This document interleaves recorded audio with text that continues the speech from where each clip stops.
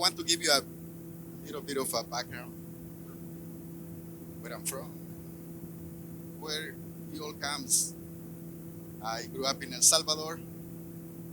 In the suburbs of the city, there was a bunch of trees around my area, so I got to play.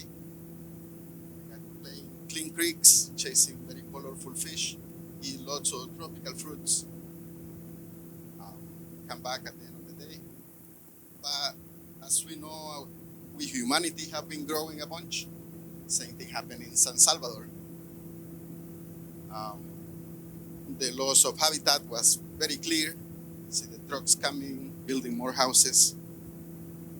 So I feel like that was some of the first like traumatic experiences I had.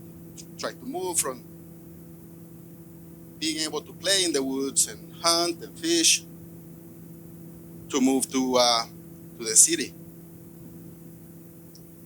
But then, as I grew up, there was not that much time to think about those things because then we had a full-blown civil war. Um, I was born in 1979, so I lived in a really heavy part of it. So I had some family members that didn't make it, like my uncles. I grew up in a church that had a big commitment towards poor communities. So we had a lot of programs, water, education programs, but at the same time, because we were working with poor communities, we were target of the people that were in the time in power. So a lot of people in the church suffer because of that, including like the bishop of El Salvador, that after saying, "Hey, please don't kill any more Salvadorians," um, they killed him during mass. Now he's a saint. The Vatican made him a saint through a beatification process that lasted a long time. And the same, my parents got captured, taken to clandestine jails. When the truck of military people came, it was just madness during the time, I had to run away from the chaos.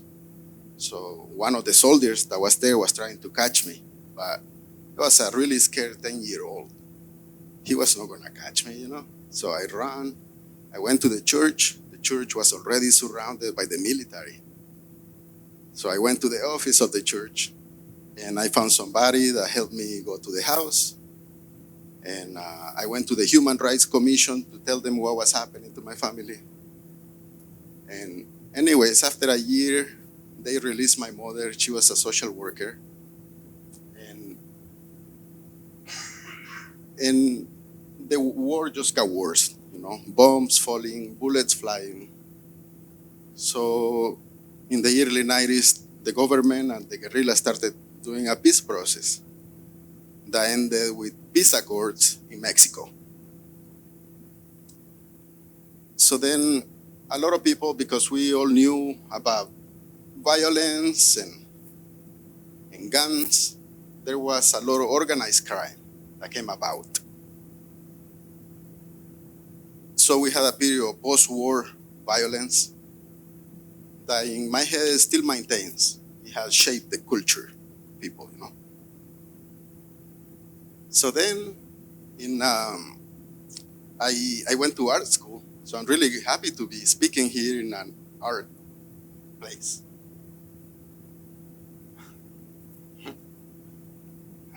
So I went to art school, and I had so much fun of it.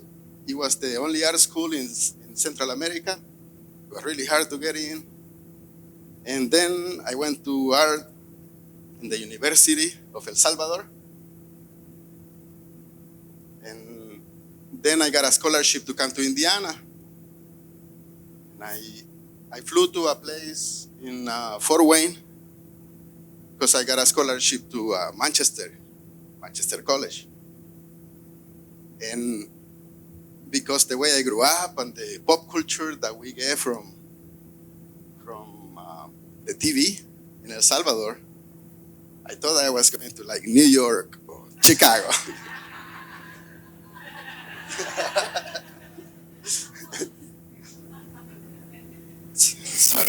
So I'm like, man, they kidnapped me. What's going on? It's a trick. I didn't get a scholarship. But that was just my first impression of the place. Once I got to play into the woods, the oak forest, I got to really know and love this place. So, so I started going to the woods to practice just being in nature because that's what I did when I was a child. And being here gave me the opportunity to try it again. And I was coming with so much trauma from the war. So it gave me the chance to think about it too. Because stuff that we don't even talk to my family.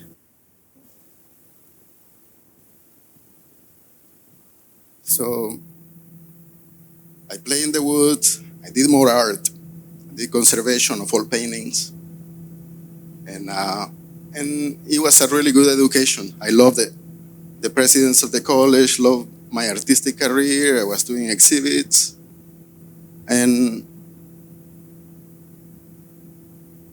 But the one thing that I was always, I was being welcomed by this place and I loved it. But some of the symbolism that we see, like, it's like the state of Indiana, There's this guy chopping one of the last trees. There's the bison running away, scared. And the description says that it's a sun. And some of the things that I saw as a child were those things. So I wanted to use nature connection to try to think about it differently, I think.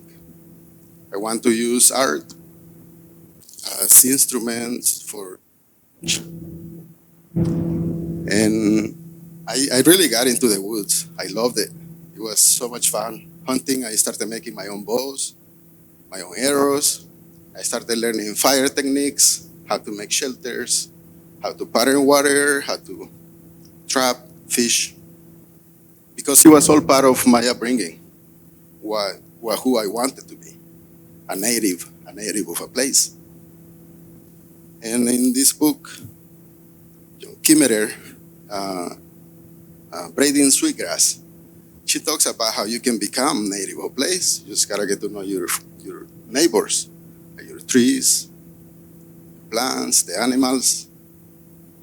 So in college, I did a lot of nature connection alongside my college career as an artist. And because I was doing primitive hunting, making my own bows, making my own arrows, and hunting big game with it, something that's really difficult to do. It takes a lot of years of nature connection. Then that got the attention of some producers that were working on a TV show for the History Channel, the show Alone. And it was like a big job interview that I did with them. It's really difficult to be able to get on the show. They called me. I was on the last week of casting, and they're like, "We like what you do. Can you send us some videos?" Then I went to New York to compete against 20 guys for the 10, because only 10 people get to go. And some difficult things like jump in this cold lake, tread water for 10 minutes out there. When you come out, all cold, it's like make a fire just with your knife. So you go find wood and try to make a fire, make a couple traps, make shelter, stay on it. They want to know that you have what it takes for doing that because it's like a serious situation out there. It's our Arctic conditions. So I end up going into the show.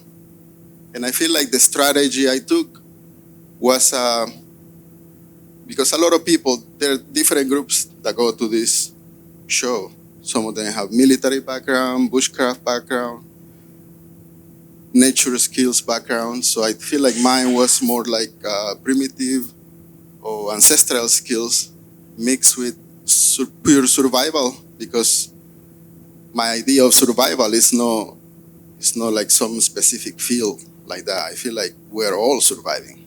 Everybody is. And I feel like all our nervous system gets shocked because the way we survive. A lot of people, a lot of mothers don't have food and water for their kids. A lot of people in the world are going through the same thing I went through, the wars. So I feel like we are all in a big survival train. But this one was a way for me to show how I did my own survival. Nature connection that has helped me think about my traumas. So I took a softer approach to the survival thing. Instead of like, oh, I'm here to dominate these woods, I'm more like, I want to be part of it. And it helped me. I stayed there for over 8 weeks. It was a big challenge, but I always wanted to do that. And I had a bunch of fun filming it. The story they say is a bit different than all the stuff because they only shot 10 minutes of my 8 weeks over there, So it's a lot that happened out there. It was really cool. And a year ago, I started my own YouTube channel. So I'm gonna. What else? Yeah, I've been just trying to tell my story through visual art, through my paintings. Right now, working on a sculpture. Thank you.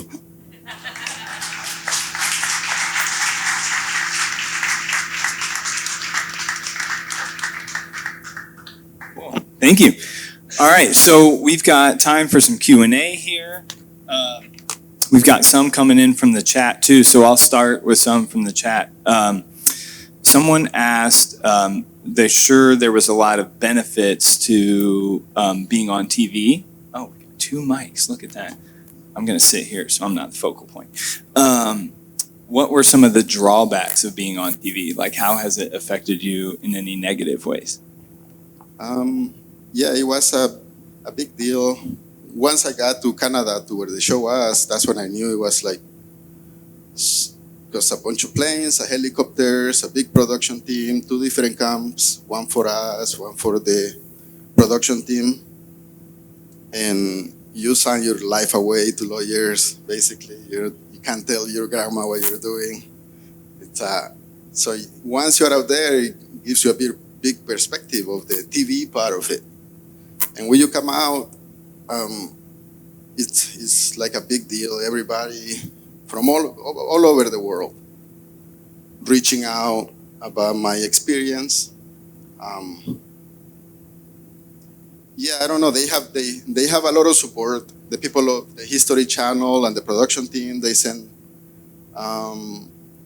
people to talk to you, psychologists. You stay in touch with them before, during, and after the TV show, and a few months after if you request it. Because a lot of people go through those traumas of hunger, the survival part, the TV show part.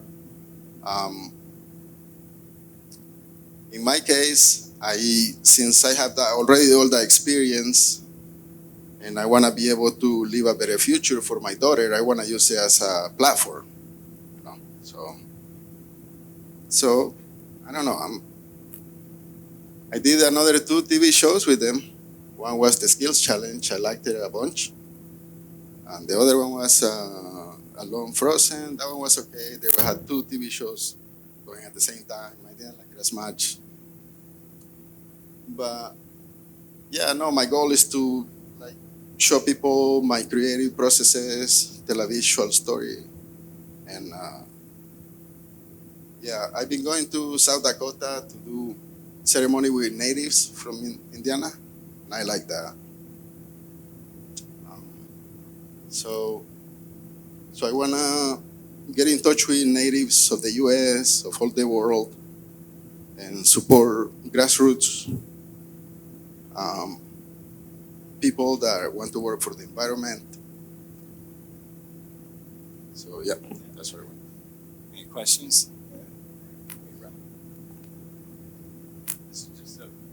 The mic helps people who are watching online. Thank you. Well, thanks for coming and talking to us. So currently there's a big hurricane that went through Acapulco and it destroyed totally the city, and there's like 900,000 people without electricity. How important is to teach the next generation how to survive in the climate changes? This hurricane just went from it developed in a couple hours. There was no sign of hurricane coming to Acapulco. Um, so that's one question. And how do you like to see the Indiana seal to be changed? I know the seal of Minnesota has been changed to a new seal for the state. Those are the two questions. Yeah, thank you. The first question, I think it's really important to teach all these things: how to make a shelter, how to make a fire, how to purify water, how to procure your own food. Those, we had had a lot of social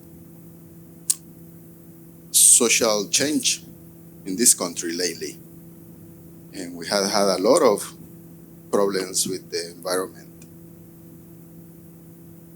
And if we continue this path, to me it's pretty logic and clear that it's only going to get worse.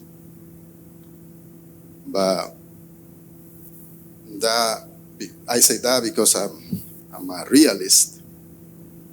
But I also like to have hope because I have a daughter. So I am teaching her how to make fires, how to use her bow, blow her gun. And I think it's important to teach to our kids. But at the same time, we should be working on teaching them how to be instruments of peace.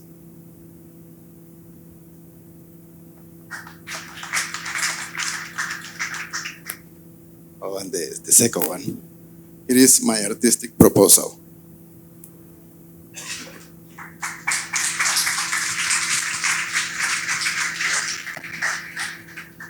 Yeah, there she's planting an oak, and the bison is coming back. It's really good. The one more from the chat was how, when you were doing alone, what are some of the ways that you were able to cope with the conditions and situations? Like, how did you make it through all those days? Yeah, so for over there, I developed my own survival strategy. I call it my operational plan. And of course, it's like this tattoo. And I put it on my boots, in the axe, in a bunch of places. It's just a reminder of, it's like the all four directions, all native symbols. It's just the same thing, just a cross with a circle, just 4 points or 2 lines, anything that represents 4 different ways, like a compass.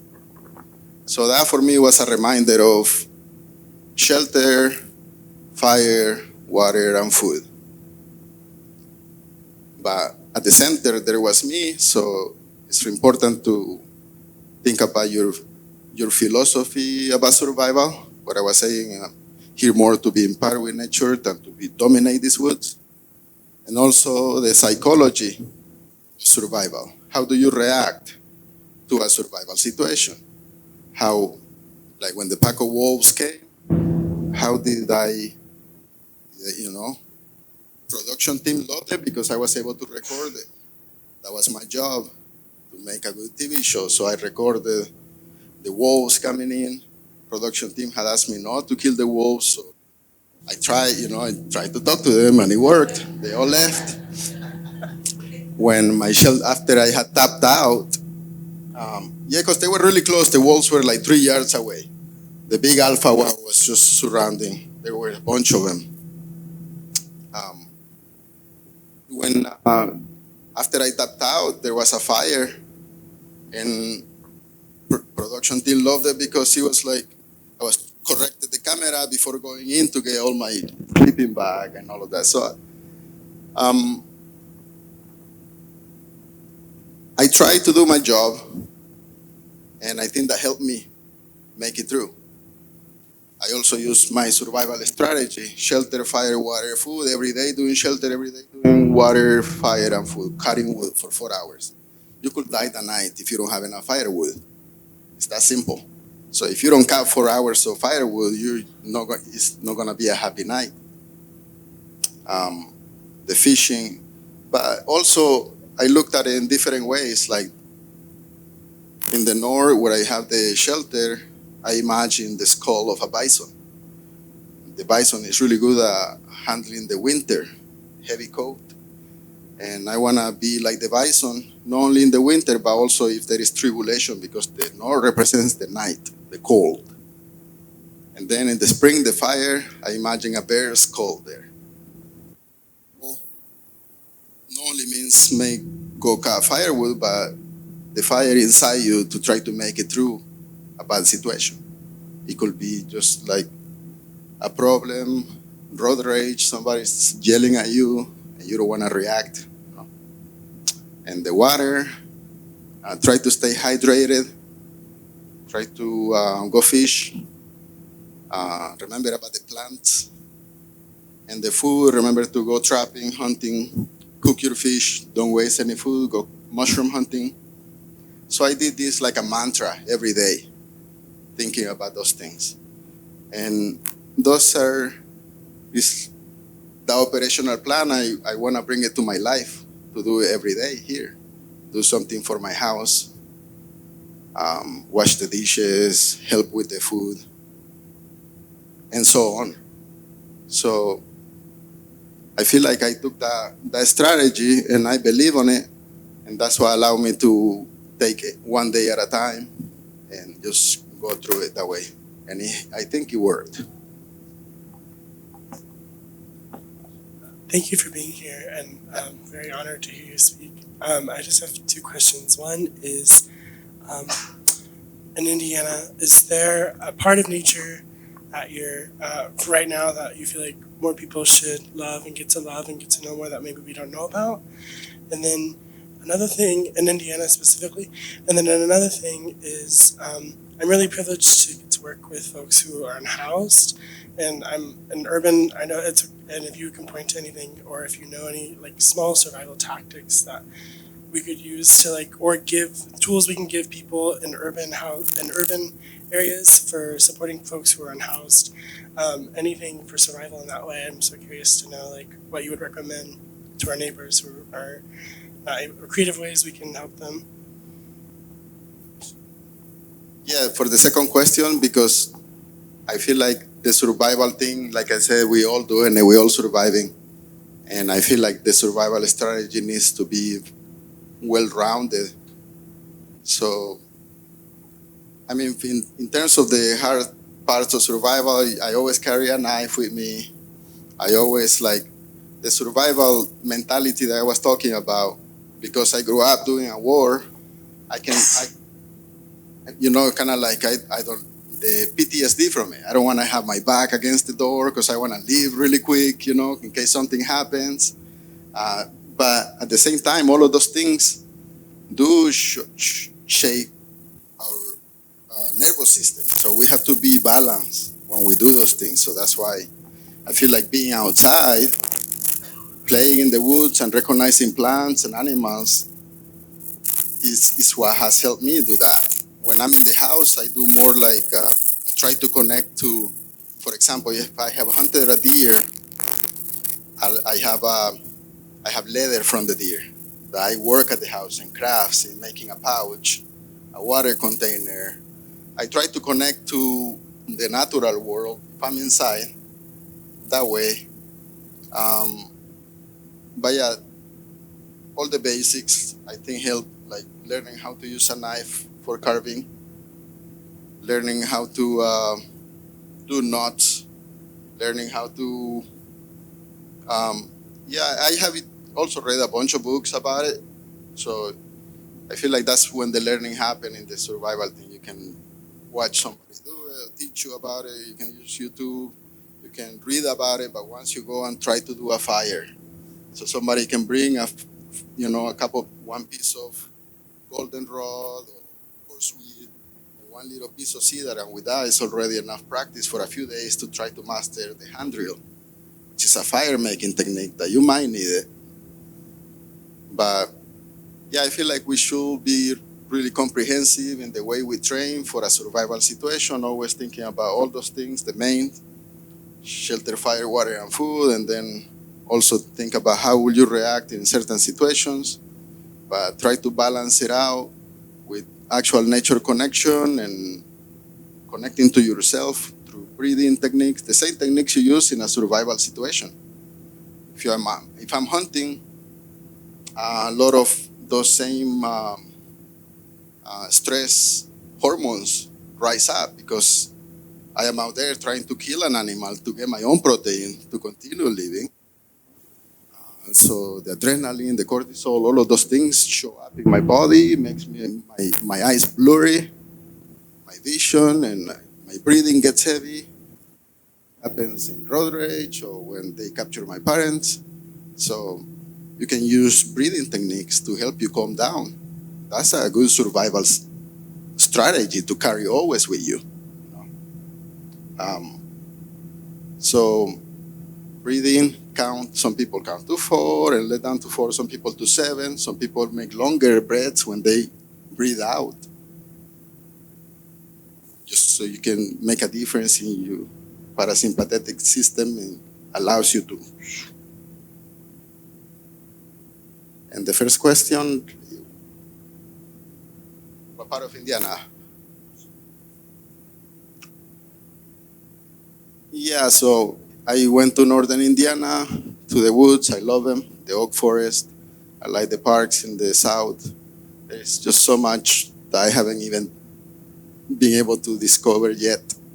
So it's just as a matter of just going and seeing it, yeah. Any more from the audience? Oh, sorry. Take one more from the audience and then got one from the chat. We'll wrap up. Thank you so much for everything you shared with us already. I was going to ask you if there was one, because I know you said when you were on the show, they didn't even show like some of the best parts for you. And I was curious if there was one part of it that you wished we all could have seen or we all knew about that was really meaningful for you. Yeah, there were a bunch of parts that had a lot of significance. This show was really important for me because from the get-go, from the beginning, I knew that I was supposed to do this, so I just went for it. I didn't know it was gonna be of that magnitude and so high. My last interview was with executives of the History Channel, and they're like just drilling me with questions, and they're like, "What do you think about the $500,000 we're giving as a prize?" I'm like, "Well, I owe over 100,000 student loans. The government is gonna take 150,000, so that might leave you with enough to maybe for a down payment of a land or a house, On the flight back, one of the contact persons from the production companies, like, they listen to you. They're gonna raise it for the first time to $1 million, but they want you to stay 100 days. So I'm like, okay. So I had to go and think about my strategy, and I spent a lot of time, so from the get-go, I knew I was going to, when I went to New York, and I already know I'm going to be on it because it's for me, because first they told me no, and then they told me yes. It was just this long story. But anyways, I was doing a lot of prepping, thinking about being over there. And one of the things that I thought about was finding a barrel, because a lot of people find these barrels and they're using them to make boats or fishing some. But I thought about doing an oven, like a rocket stove, to help my shelter not burn up, to make the heating better, waste less wood. And I talked about it with my buddy, and I'm like, hey, it'll be fun to find a barrel, because then I can make a rocket stove. But then it's like, I don't want the big barrel, I want the smaller barrel. But how am I gonna make a hole into the barrel? I don't wanna mess up my axe. It's all sharp, it's perfect. And I just left it at that. Well, the third day I was walking out there, I saw a big patch of blueberries. I kept walking because I was just getting to know my area. And I said, I'm gonna go to the patch of blueberries when I get back. And I hit my geofence because you have GPS trackers that track where you are. So there's people in computers watching where you walk. And they text, it's like a rustic text message that says, you reach your geofence, go back southwest or wherever you came from, So I went back, I'm gonna go to the patch of blueberries. I went, and in the center of the patch of blueberries, there was the barrel that I had talked about. It was the size that I wanted, and it already had the holes on it. Somebody already had used it to make a stove. And it was like an important connection to me, to my play. It was freaking me out. I was like, am I in the Truman Show? Did they put it here? Did they listen to my talk, to my dreams? What is this real? One day I'm like, no, to be good today, I want to catch 3 fish today. So that's what I'm going to do. And go and I catch 3 fish, one with my gill net, one with my hand line, and one with the set line. All of those things that allow me to connect to myself and think about it, allow me to connect to the place, because I feel like the place is receiving me well. I feel they will show some of that, but it's a little out there, so I can see why they don't show it to people. But I like those parts of the show when I was really feeling the place and trying to connect with it. And it will work, and it will show me that it will work somehow. All right, last question here. What role does art play in your life today? Yeah, it's been with me since the beginning. I feel like that's what I want to be. The stuff that I just started making my own videos. I had help for a few months from a production company, but now I'm going to do it myself. And I like the idea of being an art project that I can show people an art product. I'm right now taking a class, a bronze casting class at the art center, and I'm doing a bronze little sculpture. It includes buckskin, the figure, and the skull of the elk that I hunted last. I'm still doing carvings all the time. So I don't know. It's been this. It's part of me, who I am. It's always been present. It's always has its own. But I'm doing this nature connection journey, and I feel it's important. So I'm integrating it. So in the bows that I make it really beautiful. I put drawings like the skulls that I show you, that I told you about, like the bison skull, the bear skull, the fish bones, and the sandhill crane, and include them in there as a reminder for when I take them hunting. And yeah, I like printmaking, like the old techniques, like lithography. I've done a lot of lithography work. I like it. I just got a press. Somebody gave me, one of my older friends got me a press to make my own print. So I want to start doing that, but I need a couple big guys to come help me get it out of a basement. And I don't know, I want it to be like it's been, always guiding my steps. And me able to show people some of my story through it.